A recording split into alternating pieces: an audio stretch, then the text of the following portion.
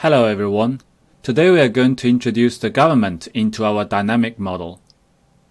In the previous lecture, we discussed a two-period dynamic model without firms. Despite its simplicity, its conclusions are qualitatively the same as complete version of the new classical RBC model. The credit market is private finance from consumers' point of view. We have proven that it can improve the social welfare by facilitating consumption smoothing. However, the simplified model in the last lecture only has consumers, no firms or government. Public finance and private finance are both essential mechanisms to facilitate consumption smoothing. This lecture will introduce the government into the model and investigate whether public finance can promote the social welfare. To see the relationship between private and public finance, the double-dip recession in the global financial crisis is usually used as an example. The credit crunch due to private debt default in 2007 and 2008 was followed by public debt crisis in 2009, notoriously in the European PIGS countries. P for Portugal, I for Italy, G for Greece, and S for Spain. A short answer to this correlation between the private and public debt crisis is that banks are too big to fail, so governments usually have to borrow money from the public to bail banks out. Therefore, the former tends to lead to the latter if too many banks need to be bailed out, and eventually the government itself needs to be bailed out. If you treat a country as a person, then think about government debt as your personal loan and GDP as your income. If the debt is too high relative to your income, then it is not healthy. A rule of thumb of a healthy debt to GDP ratio is 60%. In other words, you can pay off all your debt with 60% of your total income. However, in practice, very few countries can keep their debt to GDP ratio below 60%. Here is a map of government debt as a ratio of GDP. As you can see, the richest countries, like those in Europe and America, tends to have higher government debt due to its welfare burden. At one extreme, Greece's government debt ratio is 180%, which means that it takes Greece 1.8 years output to repay its government debt. Similar situations apply to other PIGS countries. The UK's debt GDP ratio is about 100%, higher than 60% as well. The first task today is to know how to model the government's problem by the lifetime budget constraint. This is very similar to the consumer's problem when we discussed the credit market last lecture. The second task is to define and obtain the competitive equilibrium by combining the consumer's and government's problems. Then we will discuss the Ricardian equivalence theorem, its conditions, and violations of its conditions. Now let's first introduce the government or public finance into the model and combine it with the consumer's problem to achieve a competitive equilibrium. Like consumers, a government also has its own objectives, such as GDP growth target, unemployment rate target, inflation target, exchange rate target, and political target. In serious macroeconomic models, we should also formulate an objective function to describe the government's preferences or utility. The most popular utility function for the government is to minimize the output gap and inflation gap. But for simplicity, this module assumes the only target of the government is to make its ends meet. That is to say, in the two periods, the government must make sure its expenditure is equal to its income. In the current period, the budget constraint is government expenditure G equals to tax revenue T plus government bond issued to finance the gap B. Note that the tax revenue is equal to tax per capita, little t, multiplied by the total labor force, N.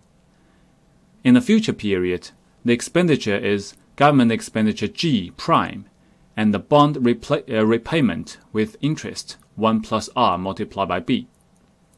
The income is the total tax revenue T prime in the future period. Similar to the private budget constraint, we can also combine the two periods budget constraints of the government and present it in present value terms. This can be done by substitute the common term B out of the two budget constraints. I will leave this as an exercise for you. You can pause the video now and try it. The resulting lifetime budget constraint for the government is the sum of present values of the government expenditure on the left-hand side, and on the right-hand side, it is the sum of the present values of tax revenue. Now that we have modeled the behavior of both consumers and the government, we can define the competitive equilibrium for the economic system formed by the two agents. The first condition is that all consumers must optimize in the equilibrium. This implies that intertemporal conditions we derived last time and the private budget constraint hold. The second condition is that the government must optimize in the equilibrium. This implies that the public budget constraint holds. Note that this is a very simple setting. In the serious macroeconomic model, there may be counterparts of intratemporal and intertemporal conditions for the government as well as for consumers. The third condition is that all markets must clear. We have three markets: the credit market in the current period, the goods market in the current period, and the goods market in the future period. Specifically, in the credit market, some consumers are borrowers and some are lenders, as we have seen in the last lecture. But at the aggregate level, when you sum up all individual positive and negative savings, we arrive at a positive savings, SP, for the private sector as a whole. It is because the government is a net borrower, so B is always positive. The public debt B must be financed by the private sector. As we mentioned in the static model, the Walras law states that in the competitive equilibrium, only n-1 out of n market clearing conditions are needed to guarantee that all markets clear. In our case, 1 out of 3 market clearing conditions is redundant. You can keep any 2 of the 3. Let's collect all the independent equilibrium conditions for the consumers and government. We have 7 equations and 7 unknowns here.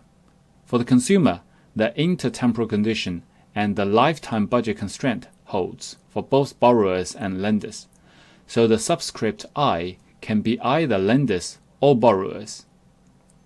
So the 2 conditions here are effectively 4 conditions, 2 for lenders and 2 for borrowers. For the government, the only condition is the lifetime budget constraint for the government. We have just derived by substituting out government bond B.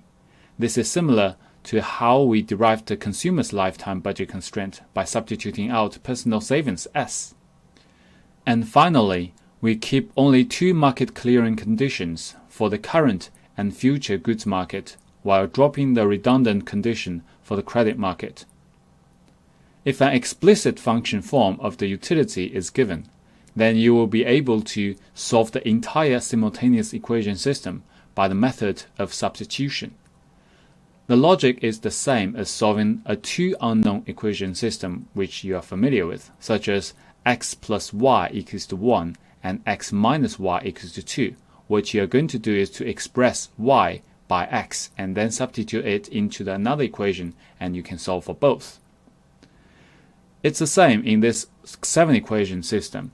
You simply substitute out the unknowns one by one until you have only one unknown in one equation, and then you can solve for all. This job is tedious but not difficult. In the tutorial, I will give you a numerical example for you to understand and practice. The purpose of the lecture is to understand the general logic, so don't be trapped at the technical details for now. In the static models, we discussed the 2 fundamental theorems of welfare economics. Just to recap, the first fundamental theorem states that any competitive equilibrium is efficient, while the second fundamental theorem states that any efficient allocations can be achieved by competitive equilibrium under certain conditions. They hold for dynamic models as well, but dynamic models have an additional theorem.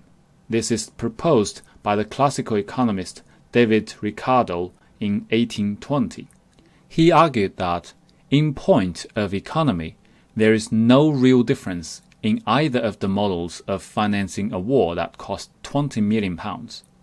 For 20 million in one payment, 1 million per annum for every or 1.2 million pounds for 45 years are precisely of the same value. Okay, it might take a while for you to understand what he actually means in the 19th century English, but if we translate his writing into everyday English, it simply states that a tax cut is not a free lunch. As long as the government expenditure does not change, the 20 million pounds in his example, then a change in timing of taxes does not make any difference, because the permanent income of the consumers does not change. So there is no difference on people's decisions or welfare. Let's mathematically prove the Ricardian equivalence, focusing on the lifetime budget constraints of the consumers and the governments. Again, the consumers can either be lenders or borrowers, so the subscript I indicates both. To link the individual with aggregate, we write the government budget constraint using tax per capita T multiplied by the labor force N. We notice that taxes are common terms in both equations, so let's try to make use of this feature to combine the two budget constraints. If we factor out the number of population N, then the right-hand side of the government budget constraint becomes T plus T prime over 1 plus R multiplied by N. This term also appears in consumer's budget constraint, so we can simply substitute this term out by the government budget constraint. After substitution, the consumer's budget constraint becomes this. As you can see, there is no tax terms at all in this resulting combined condition, which means that the equilibrium is irrelevant to taxes.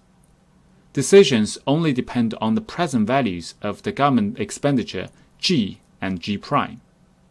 This is a mathematical proof that equilibrium does not depend on the timing of taxes, because taxes are ultimately determined by government expenditure. Consumers won't change their behavior in consumption and savings due to changes in taxes, because they know less taxes today means more taxes tomorrow and vice versa. Now let's see the graphical exposition of the Ricardian equivalence theorem. The diagram shows the general equilibrium of the dynamic model in the last lecture. Assume there is a tax cut with the future increase in taxes. Then the effect is only on the endowment point. The after-tax income in the current period is higher, while the after-tax income in the future period is lower. The slope of the shift must be equal to the slope of the consumer's budget constraint, or 1 plus R, because everything is translated into present values at this rate, R. As a result, the endowment shifts along the budget constraint from E1 to E2, without changing the optimal decision in the equilibrium. Therefore, from the consumer's perspective, welfare is not affected. From the credit market's perspective, the credit supply, which is described by the consumer's intertemporal condition, shifts to the right due to more savings available. The credit demand, which is described by the government's deficit G minus T, shifts to the right because a lower tax revenue after the tax cut. The two shifts result in a greater government bond balance from B1 to B2, leaving the interest rate unchanged. The Ricardian equivalence theorem holds under three conditions. First, there is a lump sum tax affecting everyone equally and not distorting the consumer's behavior. This condition is the same as that in the second fundamental theorem of welfare economics. However, in practice, income taxes are always progressive and distortionary. The rich pay higher rates than the poor. Second, the tax changes occur within all consumers' lifetime. This is because in our model, they are the same consumers who receive the benefits of tax cut and pay the cost of tax raise. However, in reality, people do die, and there is always an overlapping generation structure. Those who pay less may not be the same consumers who pay more in different times. Third, the credit market must be perfect. However, as you can imagine, the financial markets are full of imperfections, such as asymmetric information, which can cause interest rate spread and limited commitment. Violations of any of the three conditions can lead to failure of the Ricardian equivalence theorem. We are therefore going to give examples of such violations. Let's focus on the violations of the third condition, where the credit market is not always perfect. The two cases we are going to give are due to asymmetric information. The first case is interest rate spread.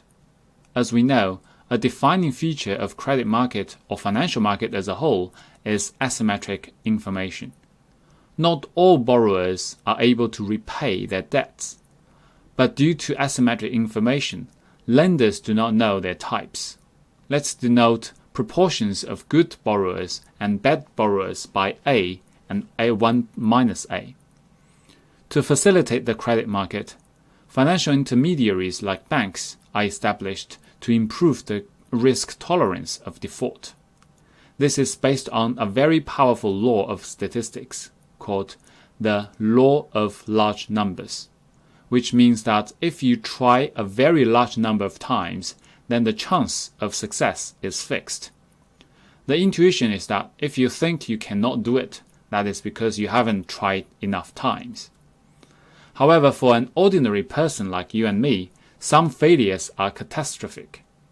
It is very risky because all your money is on the gamble. The probability A will turn to 0 and 1 in practice. And if you are unfortunate to encounter a bad borrower, all your money is gone. To make sure the law of large numbers to work, banks are invented to compile everyone's money into a capital pool. The bank is like a hub to borrow from a large number of lenders and to lend it to a large number of borrowers.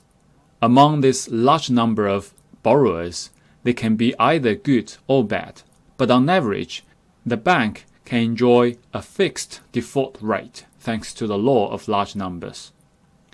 To motivate bankers, there must be an interest spread so that there is a profit for bankers. The depositors will receive an interest rate of R1, which is lower than the interest rate R2 paid by the borrowers. The average loan is L. Good borrowers will pay it back, but bad borrowers will default and pay nothing back. The profit of the bank, pi, is defined as the gap between the interest receipt and the interest payment. The interest receipt is equal to the proportion of good borrowers, A, multiplied by the loan amount, L, and the borrower's interest rate, R2. Bad borrowers do not pay anything back, so this part is equal to 0. The interest payment to lenders or depositors is equal to L multiplied by the depositor's interest rate, R1. In the competitive equilibrium, banks' profit will be driven to 0 by competition. So if we impose this long-run equilibrium condition, pi equals to 0, the profit function in the previous slide can be rewritten in this form. Please try to derive this expression yourself. Use a piece of paper. It is very straightforward. If the proportion of good borrowers, A, is equal to 1, then this condition becomes R1 equals to R2. This is because if everyone is good borrowers, then there is effectively no asymmetric information case. In this case, the credit market is perfectly competitive and banks are not needed at all. If the proportion of good borrowers A is between 0 and 1, then the right-hand side of the condition is positive. So R2 is greater than R1. There is a positive interest rate spread or default risk premium. It is also easy to see that as the proportion A rises, the spread drops. To reflect this on the graph, notice that lenders and borrowers are facing different interest rates, so the budget constraints have different slopes when they switch from lenders to borrowers. Point E is the endowment point without lending or borrowing. If you are borrowing, then the rate R1 is higher than R2 when you are lending. Therefore, we have a kinked feasible set shown inside the blue area. This is different from the competitive market where the feasible set is a triangle. Under this setting, we can see the real effect of a tax cut. Before the tax cut, the borrowers obtain indifference curves I1. A tax cut will enlarge the feasible set and result in the higher indifference curve I2. In contrast, in the competitive credit market, the optimal choice should be point G with a higher indifference curve I3.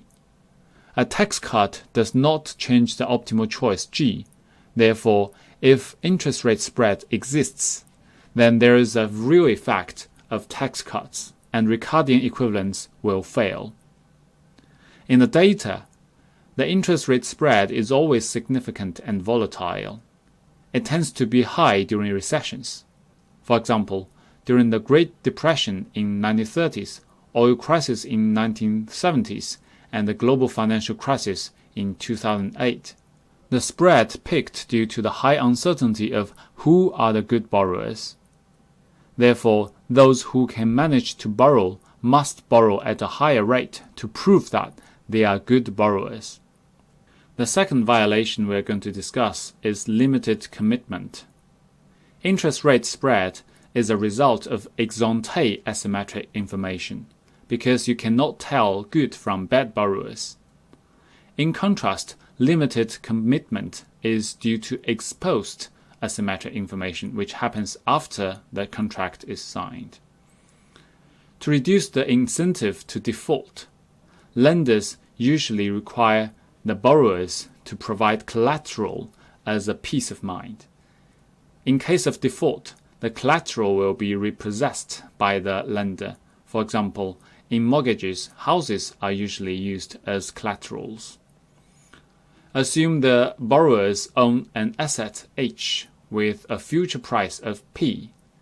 The consumer's lifetime wealth, WE, should include this value P multiplied by H in the future period. If a collateral is required, then consumers can only borrow money from the bank or the lenders with collateralizable wealth as a security against the loan. Since S is savings, then borrowing is negative S, which cannot exceed the present value of the collateral, P multiplied by H over 1 plus R. The consumer's budget constraint in the current period is C equals to Y minus T minus S, so the total consumption C cannot exceed Y minus T plus the collateral value, because your negative saving or your borrowing cannot exceed the collateral value P multiplied by H divided by 1 plus R. As shown in the graph on the right, this limit results in a kinked feasible set again. This feasible set on the limited commitment is actually smaller than that in the interest rate spread, the first case we discussed earlier, because the limit is a vertical line, but the kinked line in the first case is not vertical. The optimal choice occurs on the kinked point G. In this case, a higher tax implies a lower limit, so the feasible set shifts to the left. Again, changes in tax will have a real effect on the decision and welfare. Ricardian equivalence fails again. To summarize, we have discussed the public finance by introducing the government into the model. The focus of our discussion is whether public debt can promote the social welfare. In the competitive equilibrium, it cannot, because government debt is just a tax alternative of financing the given government expenditure. As long as there is no change in expenditure, when to tax and when to borrow do not make any difference. This is called the Ricardian equivalence theorem. However, if credit market is not perfect, then public debt matters. We discussed two possible cases when the condition of Ricardian equivalence theorem is violated. Please read the relevant chapter of the textbook and try to do the self-tests. By the way, the voluntary coursework in autumn semester can now be done with the knowledge of public finance. Have fun!